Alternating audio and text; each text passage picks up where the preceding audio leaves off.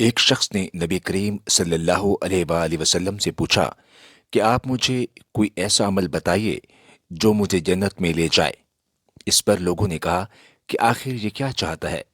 لیکن نبی کریم صلی اللہ علیہ وآلہ وسلم نے فرمایا کہ یہ تو بہت اہم ضرورت ہے۔ سنو، اللہ کی عبادت کرو اور اس کا کوئی شریک نہ ٹھہراؤ، نماز قائم کرو، زکوٰۃ دو اور صلہ رحمی کرو۔ اور بحث نے کہا کہ ہم سے شیبہ نے بیان کیا کہ ہم سے محمد بن عثمان اور ان کے باپ عثمان بن عبداللہ نے بیان کیا کہ ان دونوں صاحبان نے موسیٰ بن طلحہ سے سنا، اور انہوں نے ابو ایوب سے، اور انہوں نے نبی کریم صلی اللہ علیہ وآلہ وسلم سے اسی حدیث کی طرح سنا۔ ابو عبداللہ امام بخاری نے کہا کہ مجھے ڈر ہے کہ محمد سے روایت غیر محفوظ ہے اور روایت عمر بن عثمان سے محفوظ ہے۔ قسم اللہ کی، میں ہر اس شخص سے جنگ کروں گا جو زکوٰۃ اور نماز میں تفریق کرے گا، یعنی نماز تو پڑھے مگر زکوٰۃ کے لیے انکار کر دے، کیونکہ زکوٰۃ مال کا حق ہے۔ خدا کی قسم، اگر انہوں نے زکوٰۃ میں 4 مہینے کی بکری کے بچے کو دینے سے بھی انکار کیا جسے وہ رسول اللہ صلی اللہ علیہ وآلہ وسلم کو دیتے تھے، تو میں ان سے لڑوں گا۔ حضرت عمر رضی اللہ عنہ نے فرمایا کہ بخدا یہ بات اس کا نتیجہ تھی کہ اللہ تعالیٰ نے ابو بکر رضی اللہ عنہ کا سینہ اسلام کے لیے کھول دیا تھا، اور بعد میں بھی اس نتیجے پر پہنچا کہ ابو بکر رضی اللہ عنہ ہی حق پر تھے۔ رسول کریم صلی اللہ علیہ وآلہ وسلم نے فرمایا کہ جسے اللہ نے مال دیا اور اس نے اس کی زکوٰۃ نہیں ادا کی، تو قیامت کے دن اس کا مال نہایت زہریلے گنجے سانپ کی شکل اختیار کر لے گا۔ اس کی آنکھوں کے پاس 2 سیاہ نقطے ہوں گے جیسے سانپ کے ہوتے ہیں۔ پھر وہ سانپ اس کے دونوں جبڑوں سے اسے پکڑ لے گا اور کہے گا کہ میں تیرا مال اور خزانہ ہوں۔ اس کے بعد آپ نے یہ آیت پڑھی، اور وہ لوگ یہ گمان نہ کریں کہ اللہ تعالیٰ نے انہیں جو کچھ اپنے فضل سے دیا ہے وہ اس پر بخل سے کام لیتے ہیں کہ ان کا مال ان کے لیے بہتر ہے، بلکہ وہ برا ہے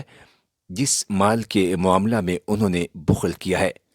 قیامت میں اس کا طوق بنا کر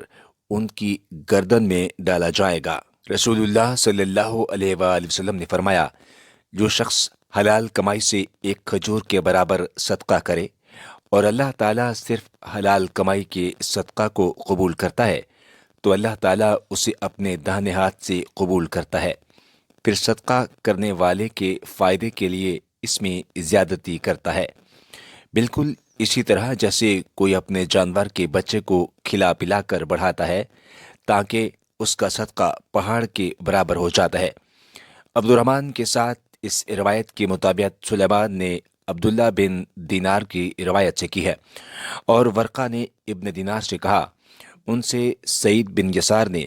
ان سے ابو ہریرہ رضی اللہ عنہ نے،